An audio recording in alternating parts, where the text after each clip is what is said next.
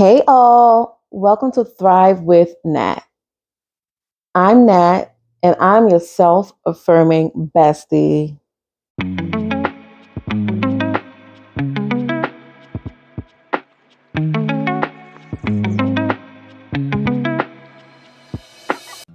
So let's get into the topic of today.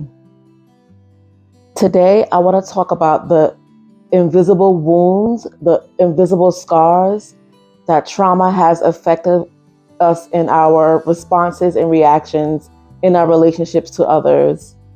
I know that's a whole mouthful, but it's about the trauma effect, I should say. The trauma effect of how trauma impacts our relationships and our reactions with people that we interact with in our whole entire life. So, with our relationships. So, I read this somewhere and I didn't understand it until my therapist, she told me the exact same thing that I read, and now I have a better understanding of what she meant. Like, she used to tell me a lot of things that it take me a while to understand what she truly means until I go through it and work through it, and then I finally realized, like, oh, this is what she meant, and this what blew my mind. Like, she always used to blow my mind. I thank God for having her in my life, because she was truly, truly wonderful. But this is what she said.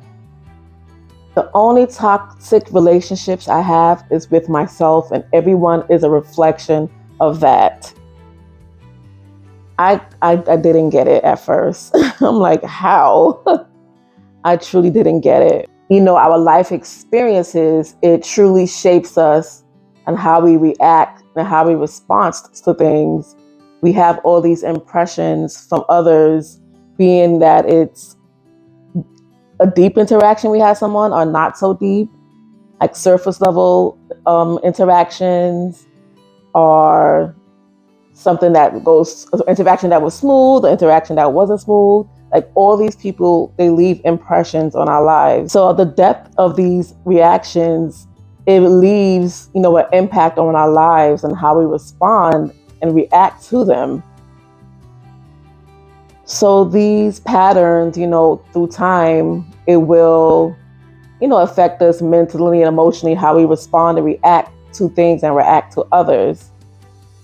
So, when we interact with others, sometimes we get triggers from what people are saying to us or telling us. And this is when you know those triggers, is when when you have a part of you that needs to be healed and work on. So, it's not the person's fault of what they say. It's how you react to their responses. And the responses, I mean, are like pain and fear and anxiety, sadness, anger. These are the responses I'm mostly focusing on. So trauma, it disrupts a person's like security and not make them feel safe. So that's what trauma is. Trauma is not the thing or event that's happening, but is the response to that event. That's where the trauma comes in. So I'll give you an example. That feeling that you have to be superwoman, you have to save the day, you have to be strong and independent because you're a woman, you have to prove your worth because you're a woman. And honestly, like, who told you these things? Why do you feel you have to be a superwoman? Why do you feel you have to be strong all of the time? Why do you feel this? Like, who tells you this? So I think that your reaction of wanting to be that way, it could be a response from trauma.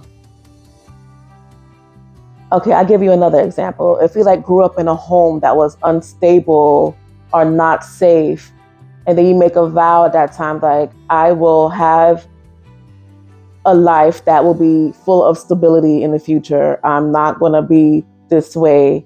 That is a response. That is a trauma response to what you're going through. So that's the trauma For me, growing up, I believe I was like the controlling perfectionist. I believe I wanted to control things because I know that I can trust myself, and it was hard for me to trust others. It could be dealing with like the fear or anxieties I had, like things have to be in control and it has to be this way. And I'm comfortable if I'm doing it by myself, if I'm doing it alone. Like I didn't trust other people. So I had this controlling perfectionist instilled in me growing up.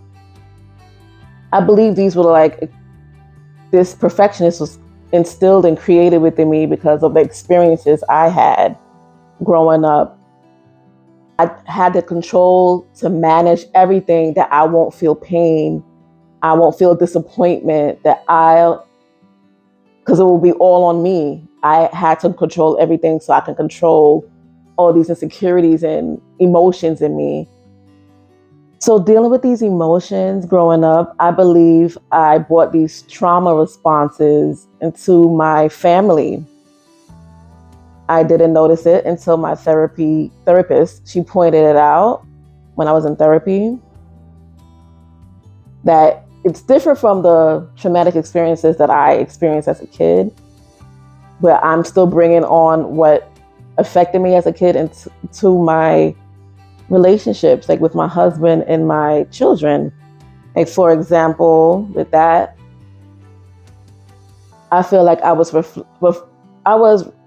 reflecting. Truly was reflecting my trauma onto my children.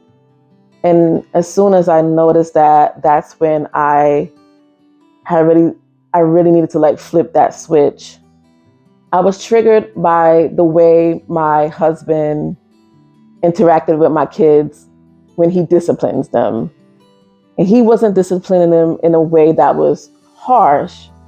He was disciplining them in a way that reminded me when I was a child and what I went through and how I felt.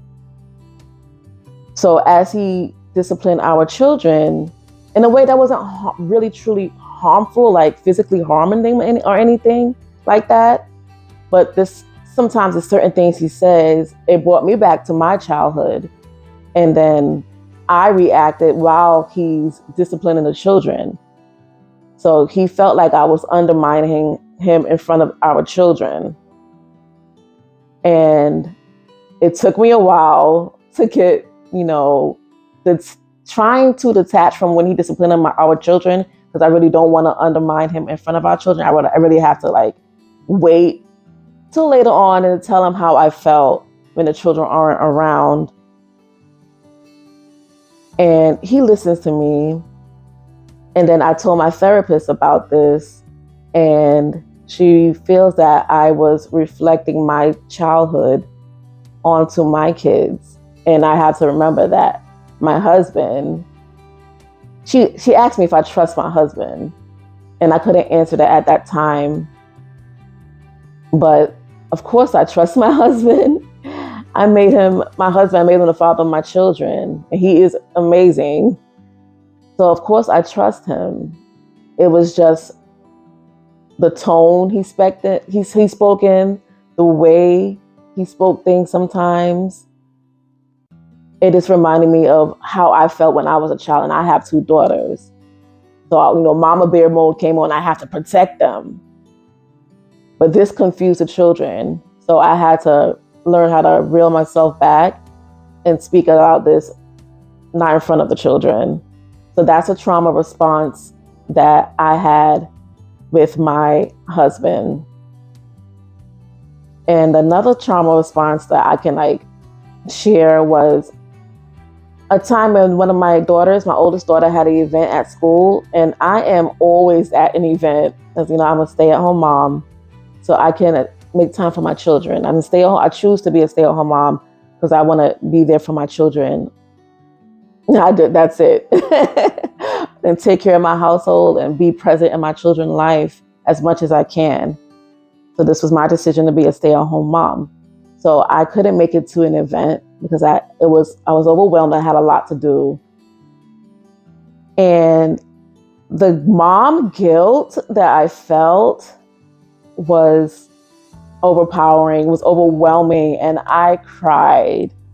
The teacher posted photos up, and I saw some parents were there with the kids, not all. And it broke my heart. I was crying. I was like crying so much. And then when my daughter come home, I hugged her up and I asked her how was her day. And I told her, I let her know when I'm emotional. She knows when I cry. She knows when I'm sad, angry. She knows everything about me. So I want her to see these things and feel these things and know it's okay. It's okay to feel. So I told her about how I cried and why I cried, because I wasn't able to attend the event. And she was like, Mommy, why were you crying? She said, I was a little sad, but I was okay. I had fun. And that was what I needed. I really needed to hear that from her. I know I'm not perfect. I know I can't attend all events. So I knew right there that was a response from trauma that I had to work on to see, why did I react this way? Like, I know I want to be there for my children. Like, I had family that were there for me growing up. But I feel that sometimes probably they weren't there as much as I needed them, or when I needed them, or I wasn't there to express my emotions. I wasn't able to express my emotions because I was closed off. And I felt like my emotions didn't, or my feelings didn't matter because they didn't express their feelings. But I'm not blaming them for that. That's the way they grew up. But I seen that when my daughter saw my emotion of me not being here, I could see like she wanted to cry. But then I had to tell her, no, it's okay. You don't have to cry. Mommy is okay. Mommy is okay. That's when I'm like, okay, I can't bring this into my children. I can't do this. So this is what I'm trying to explain about how trauma, how you react to certain situations and response to certain people. This is from a trauma event or emotion that you will have to, put in the work and to see the root of that. So I believe next time that you feel that you are triggered, instead of responding in bitterness, respond in love, and know that this person, and thank the person, thank them for letting you know that there is something that you still need to work on and heal from, that you have a traumatic response or reaction because you have to heal from something that's in the root that's bothering you. So we truly need that soft space to, process trauma. So self-compassion is huge, I would say, for me. You need that soft space to heal from trauma. You need to choose a new response to things. So I just want to leave you off with this affirmation for today. I am devoted to healing the wounded spaces in me. I believe that this affirmation is very powerful because you are claiming that you will work on healing that wounded space that's in you by doing the work. So triggers won't bother you anymore and you can respond differently to things. And just know it's because of your past.